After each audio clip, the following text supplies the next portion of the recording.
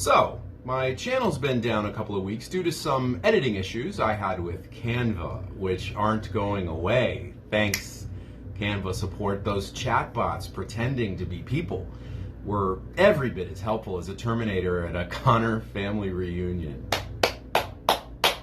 But while I try to get things going again, I thought I'd revive an ancient tradition begun generations ago by none other than George Orwell, called As I Please. Hi guys, welcome back to Stone Cold Prose, where we build better words, better thoughts, and better men. I'm Miles Watson, novelist and author of numerous award-winning series, including Cage Life, Sinner's Cross, The Chronicles of Magnus, and now Something Evil, available on Amazon and elsewhere. I worked in Hollywood for almost 13 years, criminal justice for 10 more and counting, and now I break it all down and build it back better. So let's get into this. And yeah, there's a kitten running around here is bothering me. From 1943 to 1947, George Orwell wrote a series of columns in the British newspaper Tribune called As I Please, which, as the title implies, dealt with whatever subject he damn well pleased. I decided to revive this tradition many years ago in my Goodreads blog, Antagony, and am reviving it again here, with my ears still ringing from the Nine Inch Nails concert that I hit last night at Capital One Arena. Great show. Tonight we touch briefly on 5 trending topics which also interest me, because I never talk about anything here that doesn't. Number 1, the Washington Post collapse. The Washington Post collapse is an interesting phenomenon. It's part of the overall collapse of legacy media and a continuing expression of the delusive and deeply arrogant nature of the Beltway elites I grew up around. There is an element of tragedy here, no question about it. The press as we knew it dies in real time, but that can't be helped. Technological changes have brought this about. And as the son of journalists and as a nostalgic person by nature, I feel the pain of this loss, but I also accept it. The writing has been on the wall for many, many years. The only people who are surprised by this are the people who refuse to read it. The reaction of Post employees to the mass layoffs initiated by Jeff Bezos lacks any sense of dignity or realism. It's simply the tantrum of people who used to matter, who don't anymore. And my advice to them is adapt or find a new profession. As Dalton says in Roadhouse, there's always Barber College. Number 2, Iran versus Gaza. The difference in the reaction by the political left to the massacres in Iran versus the massacres in Gaza is illustrative of a much larger issue that needs deep exploration, to wit, how the left judges who's worthy of compassion and who's not. The left screamed its head off about Gaza and has nothing at all to say about Iran. Why? Simple. Palestinians are viewed as Muslims who are anti-Israeli and by extension anti-American and anti-Western. Therefore, they are worthy of compassion. Iranians are viewed as Muslims who don't want to live under Islamic rule and who would love to replace that rule with a pro-American, pro-Western, possibly even pro-Israeli government. This is the last thing the left wants to see, and so they have no sympathy for Iranians being mass murdered by Islamic fanatics. Keep in mind that these are the same people, the neo-Marxists in this country, who said the reversal of Roe versus Wade meant that the Handmaid's Tale was coming to the U.S. But they were completely okay with the Islamic Republic of Iran, which is literally the Handmaid's Tale. This is the complex quasi-logic of neo-Marxism. It bears study. Number 3, the Epstein files. The Epstein files remind us of the fact that we live in 2 worlds. The world we see and the shadow world. There's a world of obvious motives and the world of hidden motives.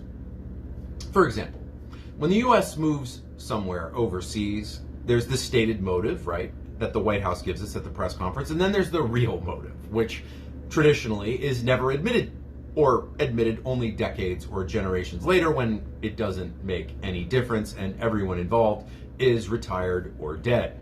Well, for the first time, technology, by which I mean the internet, is exposing the shadow system of degeneracy that exists at the top of the entertainment and politics spaces while everyone involved is still alive and active. Now we will see if technology is powerful enough to bring down these degenerate elites, or whether they will just serve up a few sacrificial lambs like Sean Combs and Prince Andrew, while the rest scurry back under their rocks for cover. And oh, for the love of God, please stop trying to make this a left-wing or right-wing issue, because the Trump is in the files, or Clinton is in the files, or what have you, depending on your own political biases. The people who are into this kind of twisted shit transcend politics. They don't have any actual political beliefs. To them, politics are a mask, purely performative, like Palpatine. Puppet theater. Actual political beliefs, even extreme political beliefs that generally lead to evil, are usually rooted in some form of idealism, a desire to change the world for the better. Folks who go to Epstein Island or Diddy's white parties weren't trying to change the world for the better. They were there to feed their sickness. And whether they claim left, right, or center, they need to be held accountable. This is something we should all be able to agree on. Number 4. Billie Eilish. Billie Eilish getting dragged all over the internet is unspeakably satisfying to me, and perhaps shows more than any other incident of late how over millions of people are over Hollywood virtue signaling specifically and woke ideology generally. It's not that this ideology is going away, it's not. Merely that it's losing its ability to shame and direct those of us who either don't believe in it or have just grown tired of hearing about it all the time from celebrities who live in huge gated mansions in the hills which are surrounded by the same sort of border walls they profess to want to tear down, and manned by men armed with the same sort of guns they don't want us to own. Now, I don't mind Nepo babies. I met more than my share of them in my time in Hollywood. They are simply the beneficiaries of generational wealth, which is something pretty much everyone aspires to hand down to their own children. But for me, Billie Eilish can take a flying fuck at a rolling donut. She is a fraud.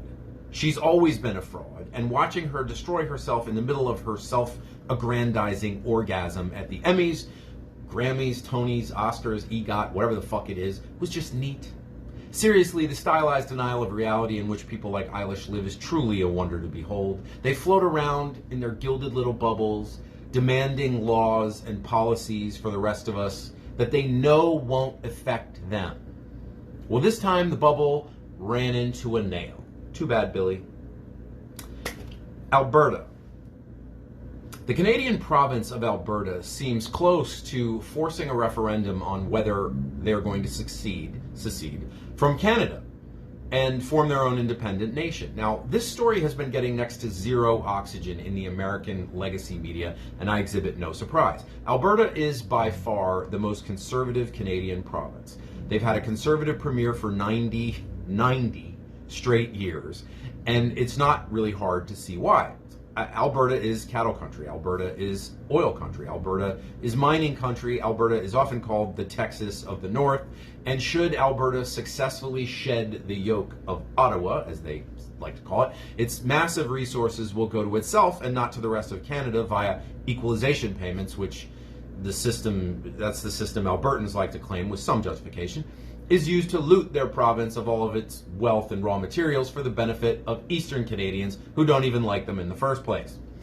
The creation of a new nation on this continent that leans to the right, that wants tough border immigration laws, and is open for business and for the exploitation of its natural resources is about as welcome to the American legacy media as, well, the death of the Washington Post. Sorry, I had to. And that wraps up everything it pleased me to talk about tonight. If you enjoyed this unscripted, semi-scripted ramble, please remember to like, subscribe, comment, hit the notification bell, and remember to check out my books on Amazon under my name, Miles Watson. If Canva actually works going forward, unlikely, I hope to have my normal single-themed and scripted content back up every Friday at 3 p.m. like usual, joining my new series of weekly 5-minute book reviews, which will debut next Monday. I'll see you next time, and until then, stay cold and stay away from Canva. They suck now.